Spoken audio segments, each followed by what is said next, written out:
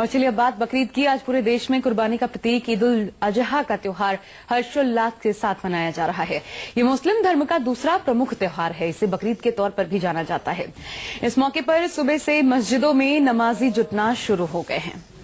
इस दिन जानवरों की कुर्बानी भी दी जाती है। ईद उल जुहा हजरत इब्राहिम की कुर्बानी की याद के तौर पर मनाया जाता है। तस्वीरों से आप देख सकते हैं लोग सुबह से ही इस त्योहार को हर्षोल्लास के साथ मना रहे हैं। चलिए इस खबर पर और ज्यादा जानकारी के लिए सीधा रुख करते हैं हमारे संवाददाता राहुल प्रकाश का, जो इस वक्त दिल्ली से बने हुए। राहुल, बताएं किस तरह से राजधानी दिल्ली में इस त्योहार को मनाया जा रहा है, क्या कुछ नजारा वहां पे नजर आ रहा है? देखिए, इस वक्त मैं जामा मस्जिद में हूँ। एक नज़ारा मैं आपको यहाँ के दिखाना चाहूँगा, क्योंकि जिस तरीके से बताया गया कि 7:30 बजे नमाज होनी है, लेकिन उससे पहले ही तमाम जो हैं लोग वो आने लगे हैं। जिस तरीके की बात की जाती है कि बकरा ईद एक इस्लाम धर्म का एक दूसरा एक सबसे प्रमुख त्यौहार होता है, ईद उल जुहा, यानी साफ तौर पर कुर्बानी का त्यौहार माना जाता है। ऐसे में जो तैयारियां होती हैं काफी लंबे समय से की जाती हैं।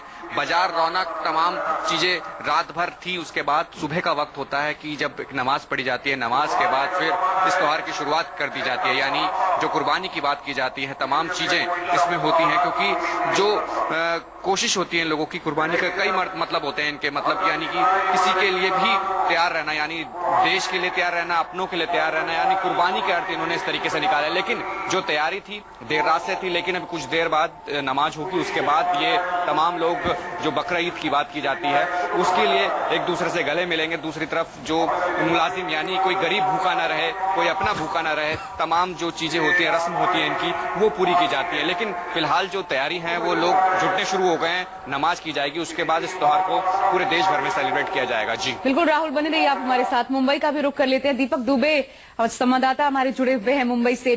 दीपक, मुंबई से कैसी तस्वीरें सामने आ रही हैं? नमाजी पहुंच चुके हैं, कितने बजे नमाज अदा की जाएगी? जी 7:45 बजे नमाज अदा की जाएगी। इस वक्त हम खड़े हैं मुंबई के सेंटा क्रूज इलाके में, मस्जिद के ठीक सामने। तमाम जो नमाजी हैं वो मस्जिद के अंदर पहुंच चुके हैं और कुछ ही समय के बाद नमाज शुरू हो जाएगी। आज का दिन मुस्लिम धर्म के हिसाब से काफी प्रमुख माना जाता है।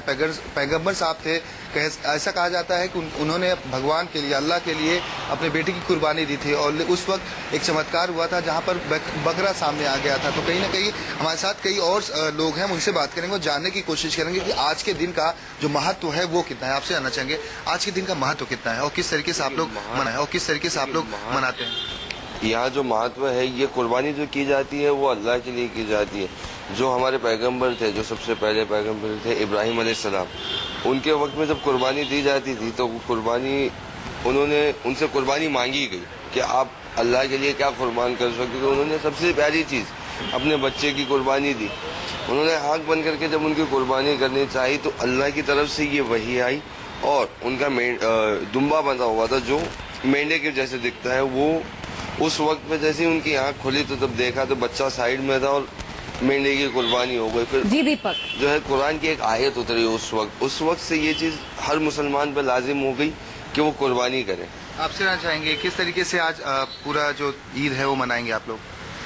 दीपक, बहुत संक्षेप में। अदा करने के बाद बकरे की कुर्बानी देंगे।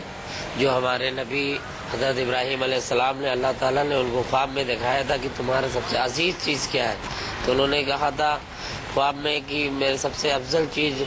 चलिए, तो इसके पीछे जो कहानियां हैं रवि, वो लोग याद कर रहे हैं और कुर्बानी का महत्व क्या है, क्योंकि कुर्बानी के लिए ही बकरीद का त्योहार जाना जाता है। तो ऐसी खास तस्वीरें दिल्ली मुंबई दोनों जगहों से सामने आ रही है।